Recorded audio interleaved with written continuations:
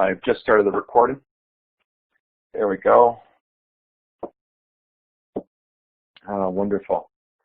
I'll probably repeat these instructions once I do start right on the hour. But as we're going along, if you have, if you want to ask a question, please raise a hand, and I'll call on you and ask the question. Or if you want to ask a question through the chat channel, Debbie, our moderator here, will be monitoring that. And if it's a question that I can immediately answer, I'll jump into that.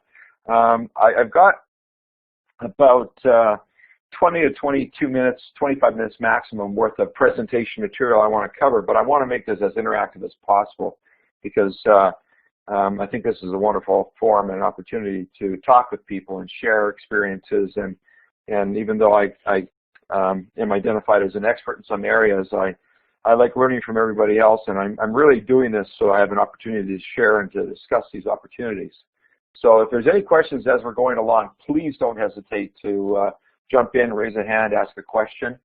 And I think we're just about to get going. So I'm going to move the slide deck. Let's see. Last instructions is to turn off the recording, ask participants to leave the room so the recording can process. Okay. This is later on at night for those of you on the East Coast, so I'm going to try to make sure that we finish up within about 45 minutes or so. But if there's lots of questions, we'll take up the entire time. And I think we're actually going to begin. And I want to talk to everybody tonight about something that is really important to me, and that's creating significant learning environments. John Dewey, the father of progressive education, one of the originators of experiential learning, has a wonderful quote that I like to use very often. And he says, if we teach today's students as we taught yesterday's, we rob them of tomorrow. I think this is important for us to remember. Now, just prior to getting into what I want to talk to you about, I want to give you a little bit of justification as to why you might want to listen to me.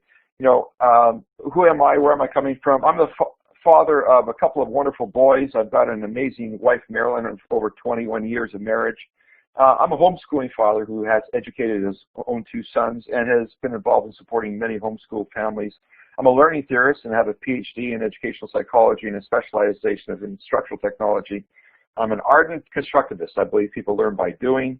I'm a perpetual student of inquiry, a former vice president academic at a small liberal arts university, Concordia University College of Alberta. I'm currently working as an instructional development consultant for the British Columbia Institute of Technology and also working as an independent consultant for Abilene Christian University and various other organizations. I'm finishing up a master's of online digital learning, a master's program, and developing this master's program for ACU, and I'll be starting teaching those courses in January of 2014. So the reason I share this with you is that I always like to take a look at who I'm getting information from, and so I think I have some experience and some credibility in terms of knowing a little bit about what I'm talking about. I also want to share some personal insights from my life, and the reason that this is important to me is that I've been on this journey of learning about homeschooling, learning about education for many, many years. I'm going to share a story about my son, Caleb. Back 5 years ago, my son and I were riding up a chairlift at a place called Fernie. And my boys are into downhill mountain biking, as you'll see from this presentation. And on the way to the mountain, I told my boys to start thinking about a project that they wanted to do in the upcoming fall. And the reason for that is that I'm a project-based person. I really believe it's important for children to actually control their own projects. And so Caleb was thinking about what he wanted to do. And as we're riding a chair up the mountain, he said, "Dad, you know what? I think I want to actually work on my downhill bike. I want to tear it down to the frame and rebuild it from scratch and do some upgrades." And I thought, oh, Caleb, that's a wonderful project, wonderful idea. And being the consummate educator that I am, I said, you know what, Caleb, I have a suggestion. Why don't we, welcome to those folks who are joining late, welcome. Here's my suggestion to Caleb. I said, Caleb, why don't we take a bike mechanic course together? And that way we can learn a little bit about mechanics and we can apply that to what you want to do. And I shouldn't be surprised by my son's response. He's 10 at the time, but he says, Dad, I don't think that's going to work. A bike mechanics course, that's just not going to work out very well. And I said, well, why is that, Caleb? And he says, well, Dad, you know what courses are like. It takes 5 to 10 minutes for the teacher to get everybody settled down, and just by the time you get into something really, really good, you got to go on to something else. He said, Dad, you know what? I just want to learn by doing. I want to learn by experiencing things. And not wanting to give up, I says, well, you know what? There's other advantages to a course, Caleb. One of the things is that an instructor will take all that information and organize it in a way, and also you get access to an expert. Well, Caleb said to me, Dad, you know what? You know what it's like when you're working on bikes. Things break down, things happen in all kinds of orders, and just because they present it that way, that doesn't mean it's going to be helpful. Also, Dad, if we want an expert, I can just go onto the internet. We can take a look at YouTube. Or if we wanted to talk to somebody, Dad, why don't we just simply talk to Wes or Lonnie at the bike shops? You know what? I think my son was right. You know, when he said, Dad, I just want to learn by doing, I finally gave in. And as you can see from this next slide and this following slide, Caleb has built many bikes from scratch since then, and we didn't do the formal bike mechanic course, and you know what? He did okay, and he's doing wonderful. This is a picture of a bike he built this past fall, and since that time, that bike has been rebuilt many, many other times. You know, it's actually very exciting to think about the potential of what my son is able to do. And the reason that I share this story with you is that it really put me on a track of thinking about fixing our educational system. Both my boys know exactly what they do. You know, they know that I'm an educational theorist, and they've been saying, Dad, why don't you fix the system? You know, we're homeschooling, this is great, but at some point we might have to go to university. Dad, can you fix the system? Well, over the past several years, I've been looking at how we can fix the system. And I've been reading everything I can get my hands on. I've been reading hundreds of books, thousands of journal articles, and I've been doing a lot of research in terms of educational theory. And here is just sort of a collection of some of the most recent books that I've taken a look at. And one of the things that I've learned from a lot of the reading that I've been doing is that the importance of a significant learning environment cannot be downplayed. For example, in the book, The Power of Full, John Seeley Brown talks about a group of surfboarding community, or a group of surfboarders, young boys who grew up into young men who had this amazing surfboard community and who've grown into be some of the best surfboarders in the world. Seeley Brown also talks about the communities of learning that happen in the gaming communities in his book, A New Culture of Learning. Disrupting Class is all about online learning environments and communities. Daniel Pink talks about the significance of having an environment that motivates people. So the significance of an environment cannot be downplayed, and it's something that is extremely important. And perhaps the most pivotal point happened last fall, the fall of 2012. And the picture you see there is of my boys doing something absolutely ridiculous. And they're into downhill mountain biking. They're into something called slopestyle. And they do these ridiculous things on their dirt jump bikes and their mountain bikes. And the picture on the left is a shot of Whistler. And there's a place called the Air Dome in Whistler. And my oldest son, Levi, is doing something called a tail whip. And this is a place where the boys ride down these huge ramps, and they hit ramps, and they land in the foam pit. And the most important thing about this area here in Whistler is that when I was taking these pictures, I sat back and I watched. And I watched my sons interacting with all the other young men, all the other teenage, ridiculous, foolish boys who were doing this. And in one particular instance, I saw one older boy, probably in his late teens, talking to my younger son, Caleb, who was 14 at the time. And I could see him explaining to Caleb what he needed to do to do the backflip. He showed him that you pull up on the handlebars, you lean your head way back, and Caleb was imitating the moves that this young man was showing him. And then the guy tapped him on the shoulder, and I didn't hear this, but I could just imagine him saying, "Go for it, man, you can do it." Well, Caleb went racing down the ramp, hit the ramp, did a perfect backflip. He got it. Now, when this was happening, everybody in the Air Dome stops and watches. And when a person pulls off an amazing stunt, everybody's cheering and you know, encouraging everybody else. The picture on the right-hand side is my son Levi actually doing a backflip, not in the Air Dome, but out on the dirt. And it's a crazy thing that's happening. Well, having my boys spend time in that amazing learning environment made me realize, you know what? Edmonton, Alberta, which is where we were living last year, is the prairies. You know, not a lot of surfing happens in the prairies. Not a lot of downhill mountain biking happens in the prairies. I needed to move my family to an environment where they could grow. But this also made me realize that the importance of creating a significant learning environment. Now, I wish somebody would have shared this with me 15, 20 years ago when it started. And I've got these puzzle pieces here to show that the elements for all of us, all of you who are listening to this presentation, to build your significant learning environment are already in place. You're already homeschooling, so you're already thinking about the importance of the environment.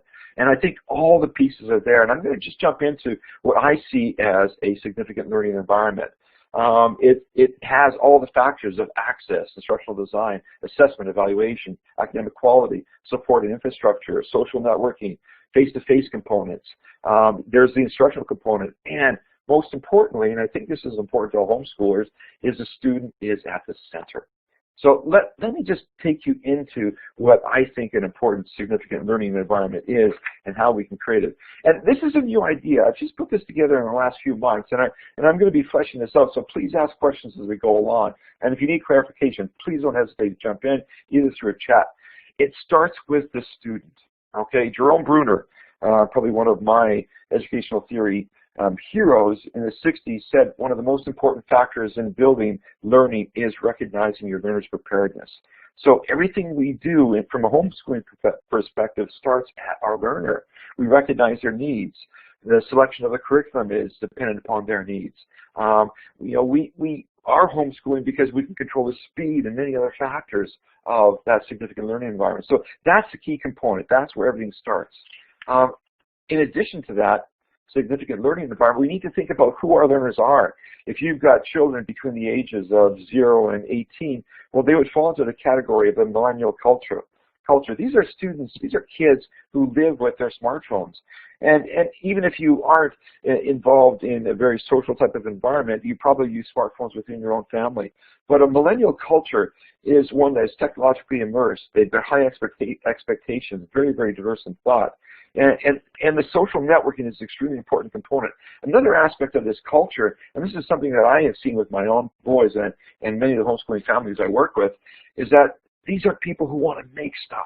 My boys and many of the young girls that they are friends with in the homeschooling community want to make things.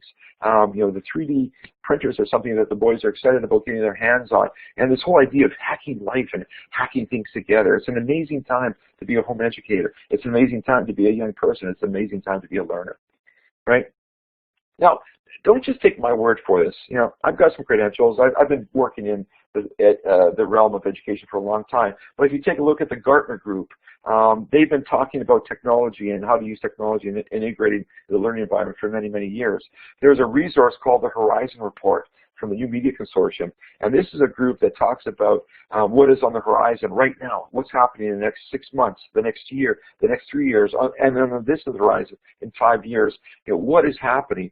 And this is a group that sort of predicted that mobile learning would be the next big thing back in 2005 and 2006, and they were actually right. So there's a lot of resources that I'm referring to, and one of the most important things that a lot of these resources pointed to was the fact that ubiquitous access to the internet is changing everything. And for me, this means that we can learn all the time, everywhere. All the time, everywhere. It's no longer all the time, anywhere. It's all the time, everywhere. It is an exciting time to be a learner. When you combine the capabilities of social networking, whether it's Facebook or Twitter or the different online communities that you can use to support your homeschooling environment, it's an amazing time to be a learner. And whether you use this ubiquitous access to support the face-to-face learning that you're doing, or your learning is a blended format, or it's technology enriched, or you're doing complete online courses or online instruction, it's an amazing time. It's an exciting time. And one of the beauties of this online ubiquitous access environment that we live in is that we are moving away from a print-based culture to one of digital culture. That means that we can carry our information with us all the time, everywhere.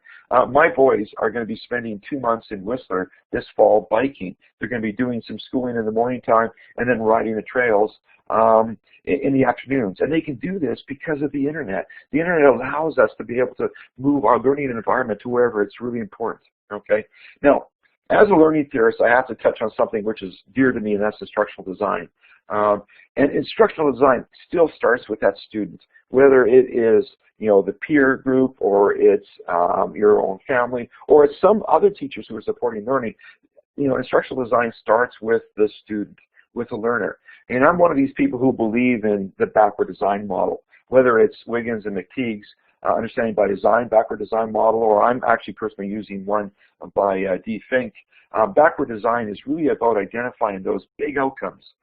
Yes, I will share the link for the Horizon Reports, and actually I've got a link to my blog that I'll put up at the end of the session.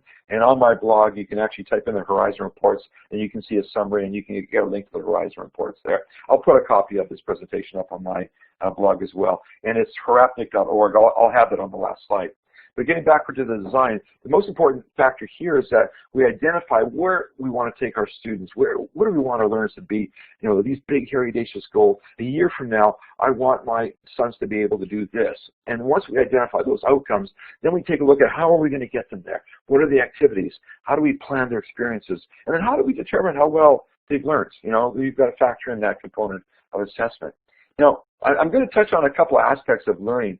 Whether you're into project-based learning or problem-based learning, it really doesn't matter. This significant learning environment can accommodate either. Or if you're into experiential learning, where it's talking about doing something, taking a look at what happened, and assessing the results, and then taking a look at what happened the next time.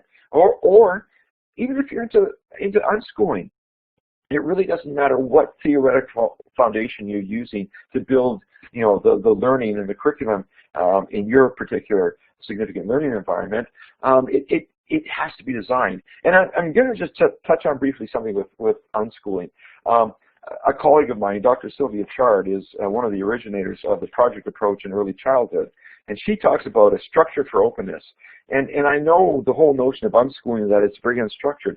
But yet, you know what? In order to be unstructured, you have to actually build a very sophisticated structure in the background to allow that openness and that unstructured environment to really take and to work. So I'm kind of making an argument that whether you are very, very detailed and a behaviorist, you want to design everything to the last detail, or you're an unschooler and you want to be very, very open, that instructional design is a very important component of your significant learning environment. I'm going to move into the next component, that's assessment. And when we talk about assessment, everybody thinks of tests. And even in the homeschooling environment, you're not going to see Scantron exams, but testing still happens. It doesn't happen much in our environment because I'm not a believer in tests. I'm a bit of a test atheist. But this is what I really mean by assessment. It's a balance of finding out that balance between your significant learning outcomes, your activities, and informative learning and assessment. And the assessment I'm talking about is really important formative assessment.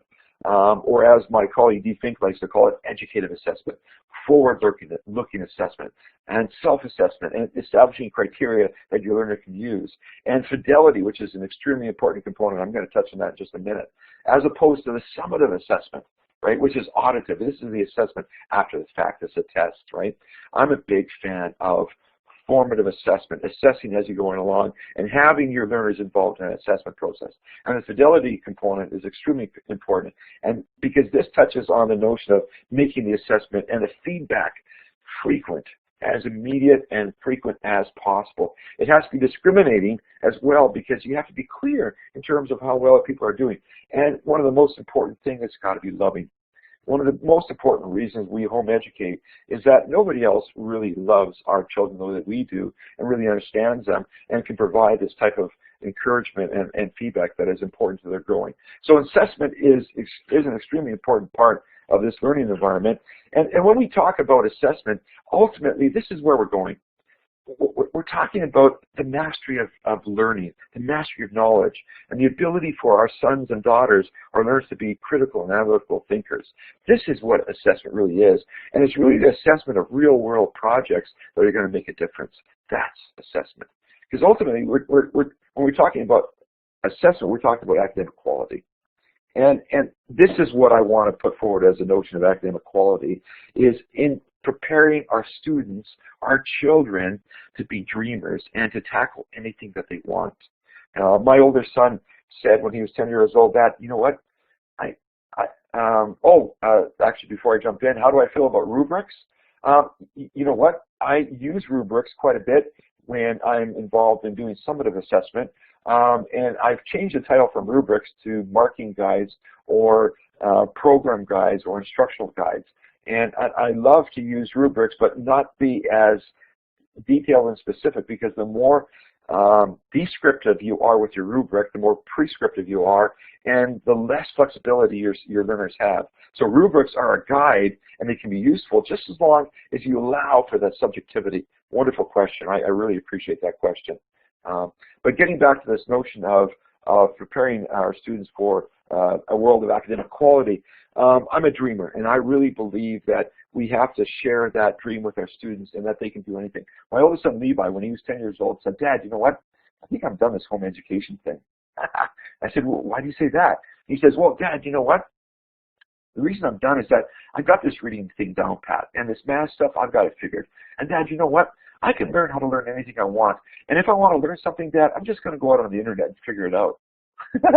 You know what? He was right. He was right. But in the inside, I'm panicking, going, "Oh no, but Levi." And this is where, you know, I'm a person who's a believer. I had a quick little word of prayer, said, "Oh God, help me here." And all of a sudden, I know God answers prayer, because I had this brainwave. I said, "Levi, you know what? You're right. You can learn anything you want. But you know what? One of your moms and my job is to expose you to all kinds of things that you don't even know that you're going to be interested in. Because if I just sort of left you up to your own devices, you know, when you're 10, you're going to be looking at biking and hockey and dinosaurs and probably nothing else." And I said, "You know, my job is to expose you to stuff you don't know, even know you're going to like." And he went, "Well, Dad, you know what? I think you're right. We'll keep on going." And that ability to dream and scheme and to take ownership of learning is what I believe academic quality is all about. Moving forward, the next thing that I want to touch on in our significant learning environment is this notion of support and infrastructure. And how do we build this? And I'm actually talking about technology here. And it's all the devices that we're using. When I'm talking to you here, you know, I'm using a Mac and I'm doing a presentation online, and I've got a timer going on my iPhone, and I actually am looking at my slides and my notes on my iPad. Well, you know what? Technology is a tool that we can use to enhance our learning environment, but technology is just a tool. It's only a tool. The important factor here is that we've got wireless, and we can go anywhere all the time. Reliable wireless, whether it's through a cell or through it's a wireless connection. And in North America, we are able to do that. In other parts of the world, we can do that as well. And I threw this slide in because this is what most of my colleagues think of educational technology as laptops in the classroom, but it's not. This is what educational technology is about. This is my older son taking a look at his iPad and figuring out a problem. How is he going to repair his forks on his bike? Well, you know what? He was watching this YouTube video. And this is what kids want to do with technology. You know, they don't want to make prezzies. They don't want to write on a blog. They don't want to actually build a video. They want to raise their awareness. They want to find answers to problems. They want to join and partner with other people. They want to change other people's minds. They want to make a difference. They want to take action. They want to drive change. Kids don't see technology as a learning outcome. It's a tool. It's a wonderful, amazing tool. So in our significant learning environment, technology is a tool that we can use to further what we're doing. Now let's move on to the next component. And here's something that I want to challenge everybody with. And you know, I've been trying to answer questions as we go along, and I touched on the rubric component. You know what? We are home educating because, you know, there's many different reasons, but one of the reasons that I have been doing it is that I really believe that the didactic system that we have in K-12 really isn't beneficial for my boys. And I'd much rather have a reflective, inventive, and transformative system where my children are learning. But you know what? We can be our own worst enemies in a homeschooling environment, because we can actually move into the didactic type of a format where we're lecturing to our own kids. We want to move away from that. You know, and this is a slide that I'm using, and I'm actually repurposing some of this information from a higher ed environment to the homeschooling environment. But we want to move away from the lecturing our own kids, to having them be reflective. And we want to actually move even further to the transformative environment where we come alongside, we become coaches.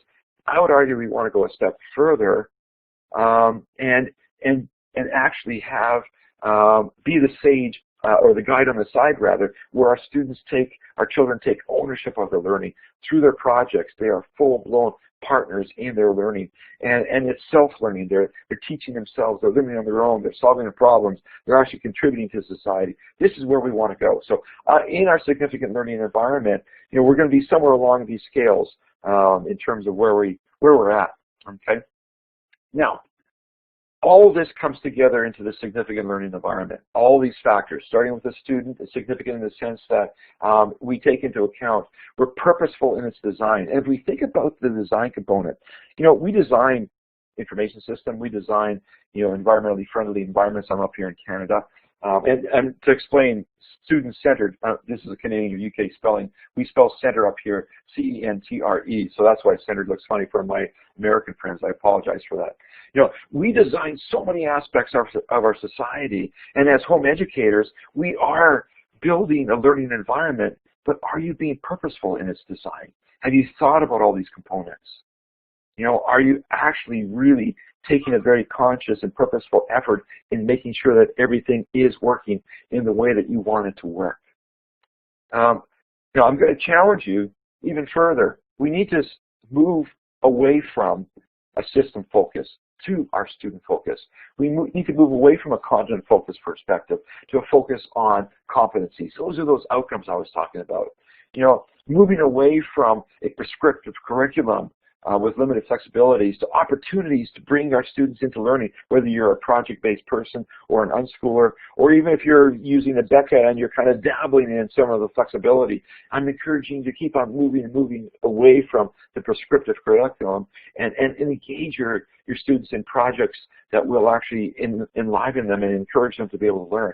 We need to move away from that summative assessment and into the formative, loving, fidelity-based assessment where we're encouraging our children to learn how to learn. And through that loving encouragement, they're growing and they're reflecting immediately upon what it is that they're doing. And when they work on real-world problems, they know whether or not it's going to work. When my boys solve a problem with their bike, or when they're building or putting pickups into their guitars, or they're doing something in terms of designing a project, the success of their project is a wonderful evaluator, right? I would encourage us to move away from print as much as possible into the digital realm because it gives us flexibility. And I know some of you like books. That's okay. For those of you who really like that. Move away from government-led development and dependencies into, more of a collaborative type of a realm. And instead of sequential development, into synchronous development, where you actually make stuff up as you go along. It can be very, very exciting. And I've got a question here. How do you see creativity fitting into all this? Well, I think creativity is a cornerstone of all this. And I think by taking a look at our entire learning environment, we can actually foster an environment of creativity, because if we control all the variables that we can control, we then can allow for those amazing teachable creative moments. And by controlling those variables, we can actually allow our learners to be even much more creative. And in terms of creativity, you've seen some of the stunts that my boys do in terms of their biking. They're pretty creative. Well, I have my boys involved in music as well, and they're writing their own songs. They form several bands, and they actually have a lot of music that they've created. Creativity is a cornerstone of what we do in home education. I'm a huge advocate of Ken Robinson's work, and there's a book called Out of Their Minds, which is an amazing book about creativity. I believe creativity is as important, if not more important, than mathematics and science, is because without the creativity, we have no innovation, we have no exploration. But our learning environment are those variables that we can control that will allow for even greater creativity. Chase Jarvis is doing wonderful work in this area as well. Actually, I'm not familiar with Chase Jarvis, so if you have a link or any other information, I'll definitely look into that. I really do appreciate that comment. I'm relatively well read, but obviously I haven't read it all. So listen, if you have any other recommendations, please bring them forward. So getting back to this notion of that significant learning environment, the reason that I'm so up on this environment is that when I look at my boys, I'm so concerned that if we teach our children and if we use learning methodologies and learning environments of yesterday, are we robbing them of tomorrow? It's something that really, really has me concerned. And I believe so much in learning environments, so much that, you know, I actually stepped away from a lucrative position as a senior executive in the university. There were other factors involved, and I moved my family from the prairies of Canada in Alberta to the lower mainland of British Columbia so that my boys could chase their dream of being professional extreme athletes. Also, my boys want to be musicians, and the Vancouver lower mainland area is a wonderful environment for music. Also, there's amazing schools here so that, you know, when they get too broken up, you know, downhill racing and slopestyle riding, you know, and they do want to go to school or the rock band didn't work, well, then there's a lot of amazing schools that can provide options for them. So I've taken us into about 25 minutes, and that's what I wanted to do. And now I want to open things up to questions a little bit more, because this idea of the significant learning environment is really something that I've just pulled together in the last, you know, 5 or 6 months, and I've just formalized it with that graphic. And you know, I need to ask, have I missed anything? Is there something that I should be touching on? And actually, there's a bit more information here. Jill says, digital tools get students excited. I found an app, Dropwords, and brought a worksheet assignment. One of my students failed the class assignment, but was much more successful with the feedback app. I'm just going to scroll up this chat session here. There's a couple of questions that I think I might have missed. Somebody made a comment that the Skype classroom is great. Yeah, you know what? I use Skype all the time. Most recently, I've been using Google chat rooms. I work with people in Texas and in Europe, and we're always working in collaborative environments. That's the real world. Program guides that are general thanks. Okay, there was a question about rubrics, test atheist. Actually, you know what? I'm more of a test agnostic. I realize, you know, I can't not believe in tests because people are using them. They do exist, but I really don't know if they really are that beneficial. So I'm more of a test agnostic. So I need to clarify that. Begin with the end in mind. Yeah, learning outcomes. The Horizon reports. Yeah, I will share a link with that as well, and they are on my blog. Okay, great. Let's see. Let's open it up to any audio questions. Does anybody want to jump in and ask a question rather than chat? Debbie, have we turned everybody's mics on?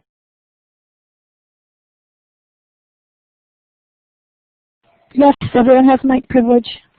Okay. Ask away. If there's any questions about the significant learning environment.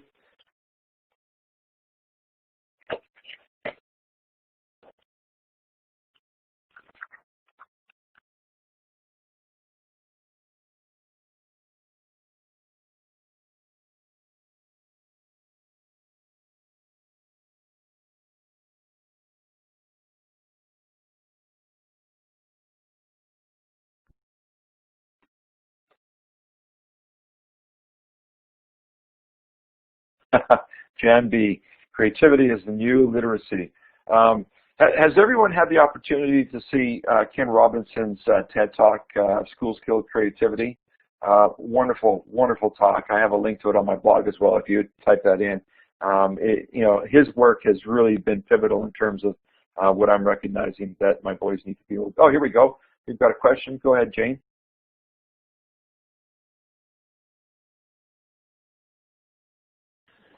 Hi, sorry. I was trying to put the link in there for Chase Jarvis, but I'm struggling going between the browser and here we are in the session. And anyway, but Chase Jarvis, I saw him speaking at the World Domination Summit in Portland, Oregon in the summer. And he did speak, he gave a keynote which the focus was creativity is the new literacy. And it was amazing, very aligned with a lot of what we've all been talking about here, the last day or so. And I will try somehow to get the link to everybody because it's a very good talk. Okay, yeah, actually I saw that it was posted in the chat section. This is being recorded, so we would have the ability to grab that. And a quick Google search on Chase Jarvis will be easy enough for him to find. It's a unique name.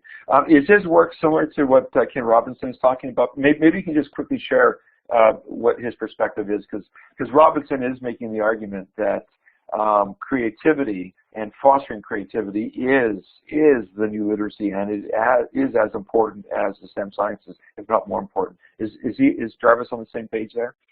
Yeah, Chase Jarvis is actually, he's a world famous photographer, and he founded a relatively new company online called Creative Live. You can go there. Creative Live offers a range of different courses, and when they run, actually at the time that they run, there is no cost for them. So like this, they have, a huge number of people that come in and can participate in the course for anywhere from 1 to 3 days, and then later they do sell the course as well. So, but how they get the course out initially is, they make it free when they're actually running it live. So, he is a business person, but, and he's not really at all an educator in the sense of a traditional educator, but is very, very supportive, obviously, of the concept of creativity becoming very much more the cornerstone within education, and that education as it stands right now within the traditional system is not working. Oh, wonderful. Listen, I'm looking forward to taking a look at his work, and Debbie just posted a link to Ken Robinson's Finding, this is a good book, Finding Your Element. Wonderful book. Ken Robinson is somebody that I really enjoy, and I've read several of his books and a lot of his articles and watched his TED Talks. Very, very important work. If I may, there was, I want to go back to the discussion about rubrics, and I don't know if anybody's familiar with Alfie Kohn or not, but Alfie Kohn is very much against rubrics because because unfortunately they are used incorrectly, and they actually can be very, very limiting to creativity. And I just want to stress the point that a rubric can be a very, very useful tool, and it can help your child to become a bit more discriminating in terms of what they need to do. But you have to find that balance between being too prescriptive, because as soon as you become prescriptive, then it's really just a matter of checking things off that list. And it's all too easy for our kids to think that, well, listen, I'll just satisfy those requirements and I'll do it that way. And we all want to think that our children are above that. We want to think that, my boys, Lieber and Caleb, no, they're not like typical boys. They value all of the assignments that I make them do. No, you know what? They're kids.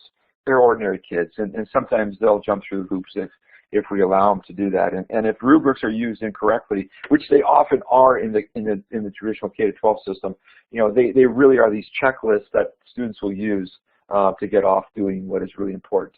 Go ahead. We have another question.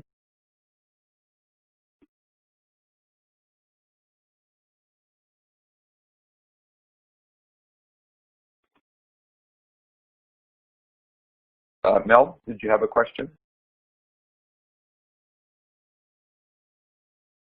Oh, applause. Sorry, my mistake. Sorry about that. I apologize.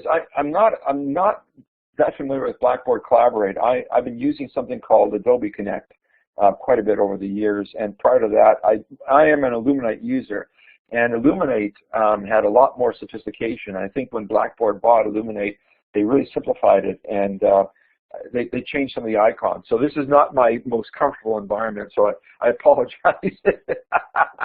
But I thank you for the applause. That's wonderful. And there was another comment that I just wanted to touch on quickly, and that was using digital tools to get students excited. Somebody mentioned an app called Dropwords that brought worksheets assignment to life. One of my students failed. Yeah. One of the challenges that we have with all these technology tools is that they often can become the outcome if we're not careful. And I just want to caution you, I'm a huge advocate of using technology, and I'm one of these geeks who uses everything that's latest, greatest.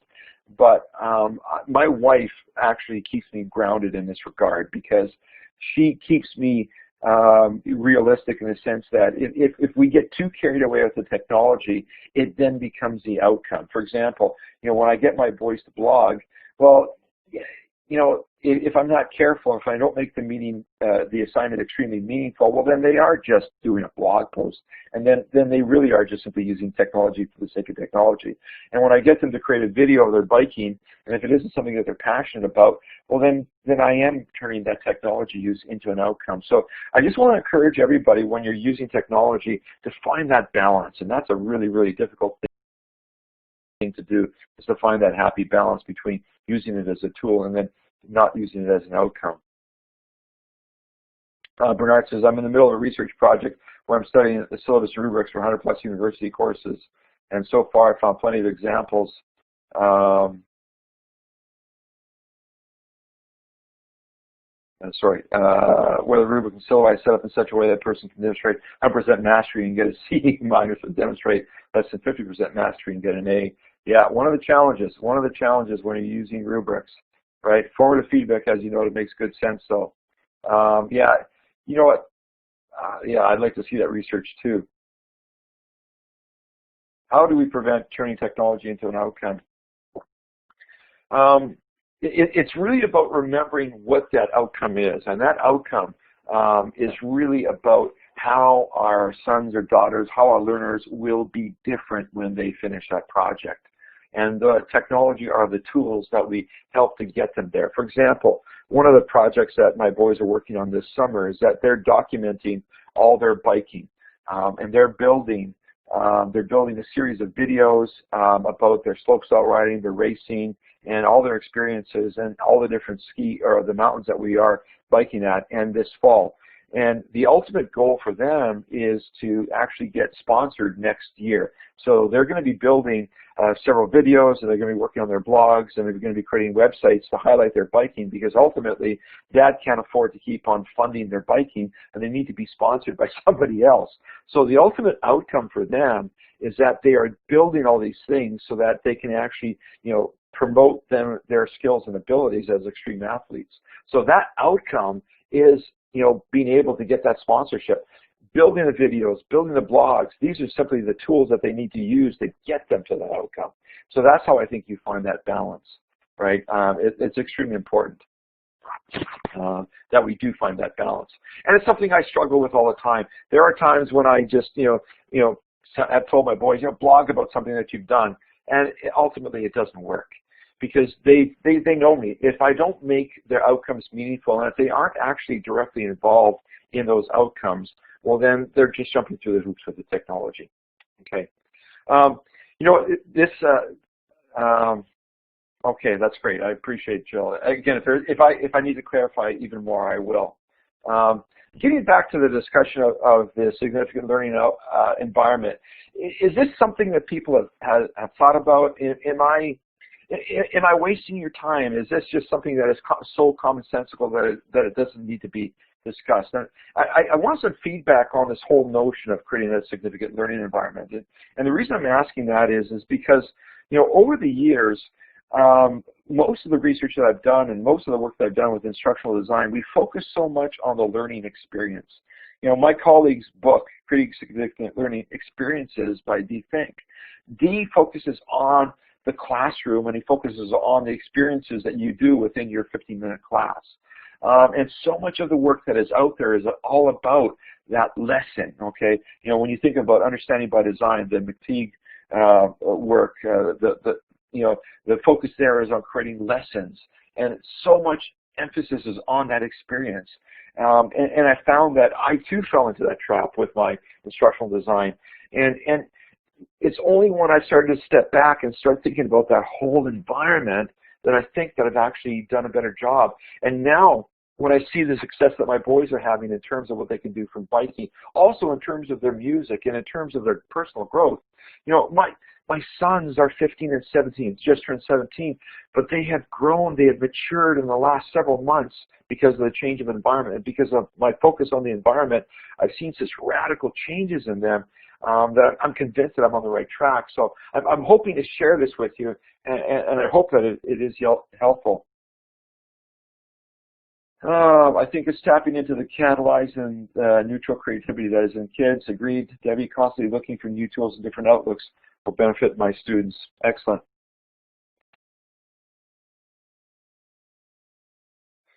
Yeah, the key to fostering creativity.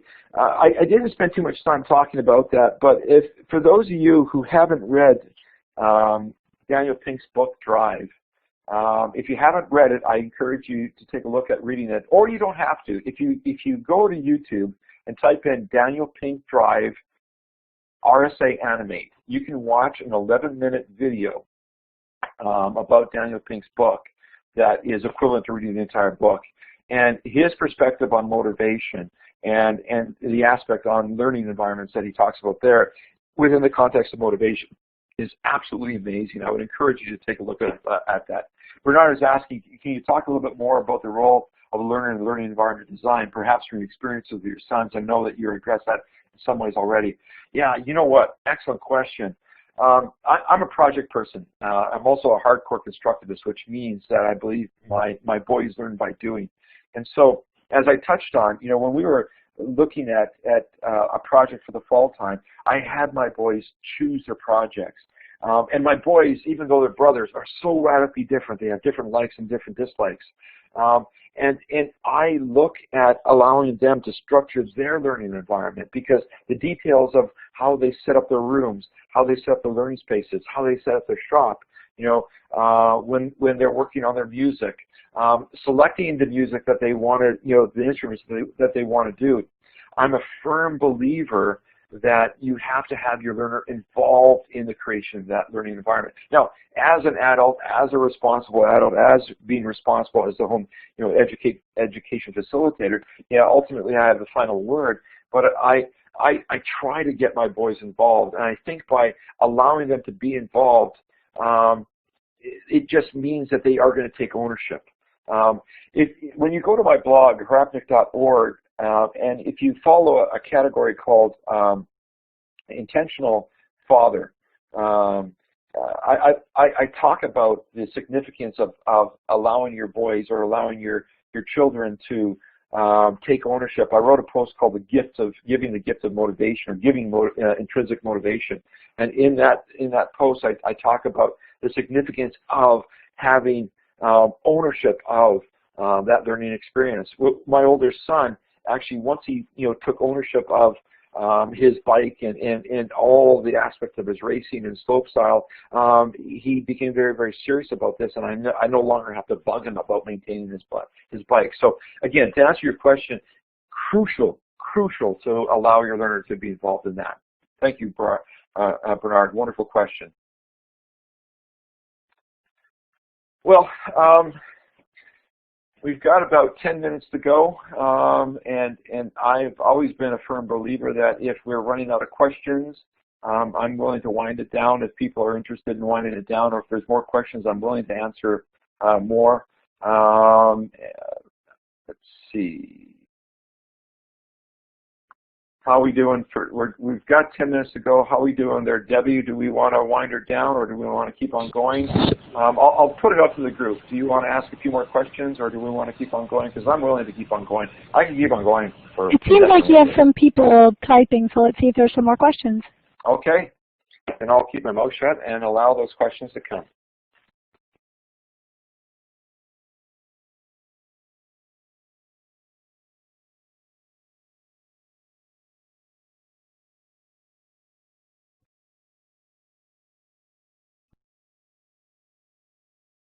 Oh, thanks, Jane. I appreciate the follow. I'll follow you back. I've been using Twitter for a long time, but I haven't really used it very effectively until this past couple months. I realized that I've got a lot of information I want to share. So, yeah, I appreciate that. Do I deliver courses? Yes, I do. I teach. I've actually worked on developing a master's program at Abilene Christian University, and I've taught at the University of Alberta and many other institutions. And I teach courses on instructional design, educational theory, and my most recent focus has been using disruptive innovation as a catalyst to bring about change. And so I've been teaching courses on leadership. And the master's program that I'm just building 4 more courses for, one of the courses actually is a course on creating significant learning environments. So I've actually taken my idea and I put it on into a master's course. And I also teach a course on assessment and a course on leadership and change. So yeah, I've been teaching online I've actually started teaching online back in 1995. So, oh, somebody else is in the Lower Mainland too. Who is that? Jane. Oh, great, wonderful. Sure, I'm at BCIT, so you know what? Wonderful. You've got, we can connect through Twitter, or if you go onto my blog, you can also send me a message that way. That'd be wonderful. Wonderful place, Lower Mainland. Will you talk more about the objectives of your master's courses? Well, yeah, the course on creating significant learning environments. What I try to do, and what I've always tried to do with my online courses, is that I treat online learning as a unique learning environment. And rather than deliver content, I see it as my responsibility as the facilitator to create an environment where I immerse students in learning, and I have them do the same type of work that I do online. For example, in this course on, actually I'll touch on a course on creating or on disruptive innovation. Well, in that particular course, I have my students explore the work of Clayton Christensen through video. He's got several videos that are absolutely amazing. And then quite often the students who are in my courses are educators. They're either working on a master's or a PhD program. And I ask them to take a look at how they would take this notion of disruptive innovation and bring it into their schools or bring it into their classroom. And so I have them take a look at this online realm that they're working in as a learning environment that they are immersed in. And so all the activities that I do are real and genuine, and I have them apply all the assignments to their learning environment in their schools or if they're in a business setting. And so, online learning is an amazing place where we can control all the variables. And I use, collaboration and communication and discussions to allow people to share and to provide formative feedback to each other. So I apply this notion of significant learning environments to all the work that I do. So the objectives in these courses are real and genuine in the sense that for the course of disruptive innovation, I really believe that we could use disruptive innovation as a catalyst to bring about change. The internet is one of the major disruptors that we've experienced, and we're going to see disruption happening with MOOCs. We're seeing disruption happening with mobile learning. We're seeing disruption happening with online learning. It is forcing people to actually think about learning in a very, very different way. Yeah, I'm excited about online collaboration and connections and learning. I've been working in this space for a long, long time, and it's exciting the people that you meet and the opportunities that are all around us. This is an absolutely amazing time to be a learner. For somebody like me who gets, sidetracked looking through a dictionary when I was a kid, I had a hard time with dictionaries because I could never find the word because I have found so many other interesting words. And so this thing called the internet for me is just the most amazing learning space. And I'm so excited to be able to share it with people. I want to bring people in this world of learning. We can learn anything that we want. We can do anything. It's just an amazing time. So it is very exciting. Jill, did I answer enough of your questions about that master's program? Or if you have other questions, please let me know. Like I said, there are 6 courses. Actually, there's 8 courses in the master's. There's 2 courses that deal with conflict resolution, and there's a course that deals with technology. And so the outcomes there are really about using digital learning environments for leadership perspectives.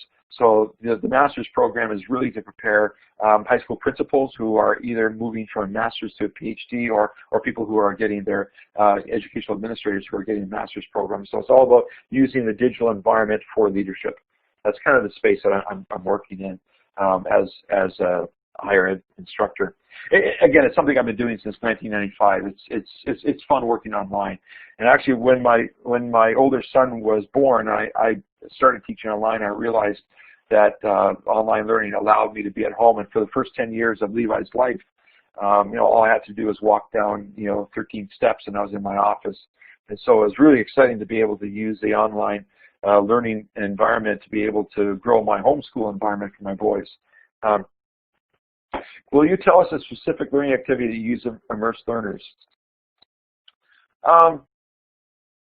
Yeah. Okay. Boy, there's lots of activities. I'm just trying to think of something that I can use very succinctly. Well, one activity that I use in Well, here's something that I'm doing in the course on creating significant learning environments, and that is I have my students actually take their learning philosophy. If they don't have one, they have to develop their learning philosophy. And when they write their learning philosophy, one of their assignments later on in another module is to take that learning philosophy that they have and build a series of slides. And in 2 minutes, build a digital story of their learning philosophy that they can use to promote and evangelize their perspective on learning and share it with others. And so by having my students, really take a hard look at what they believe about learning, and then take it and put it into a digital format and use it as a tool to sort of promote their perspective, it actually really forces them to solidify their learning environment or their learning philosophy. And I use my own example. If you were to go to my blog, harapnuik.org, and take a look at my learning philosophy, my beliefs on learning, you'll see I've done exactly that. I've got a little short video that talks about learning that you've seen I've created, and I've got my written learning philosophy out there. So I ask my students to do only the same things that I would do myself. Okay. Any thoughts on building trust and respect for learning spaces online? You know what? That's a very, very good question. I'm one of these people who really believe that we need to encourage everybody to be professional, courteous, and to step up and be adults.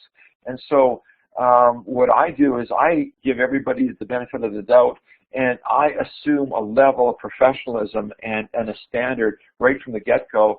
And if people are stepping out of that in any way, shape, or form, I'm strong enough and courageous enough to call people on it. And remind everybody that we're all adults, we're all professionals, if I'm dealing with professionals, and then I ask people to function in that way. If necessary, I will pull people on the side and deal with it. But it's really a matter of asking people to really step up and perform. And you know what? It's really no different than what I do with my boys. You know what? I treat them as young men, young adults, and if we expect a great amount from them, they will step up. They will step up. Do you spell out your expectations clearly in the beginning? Yes. Oh, definitely. In my online courses, I repeat the big, hairy, audacious goal in every single module, and then each module, I have specific module goals. I create a video at the beginning of those modules where I summarize those goals. I repeat the outcomes many, many, many times. Those outcomes become my measuring stick to make sure that the students know where they're going. And it's important because you have to create that context for your learners. Wonderful question. And you know what? It really speaks to the notion of instructional design. The better we are, the more specific we are with our learning outcomes, the better it is, and the more helpful it is for our learners to be able to achieve those outcomes. Wonderful, wonderful comment about the expectations. All right, I appreciate that. Well, according to my clock, it says 7:57 right now. Unless there's any other questions, I think we should maybe wrap it up and give people a chance to jump into the next conversation. So again, it was wonderful talking to everybody today. Again, go to harapnuik.org. You see the URL there. Friend me on Facebook. I'm there. Send me a tweet. Follow me. Send me an email. I was hoping to put up a subscription space, but if you watch my blog next week, I'll have a place where you can subscribe, and I'll put out a monthly newsletter as well. So it was a pleasure. Wonderful talking to everybody, wonderful questions, and keep on doing what you're doing. We're going to change the world by changing the world for our own kids. Keep up the good work. Thank you. So, Debbie, I lost the, we're supposed to turn off the recording. Where is that? I'm just looking on my screen. Can you see it anywhere? I seem to have lost. Okay.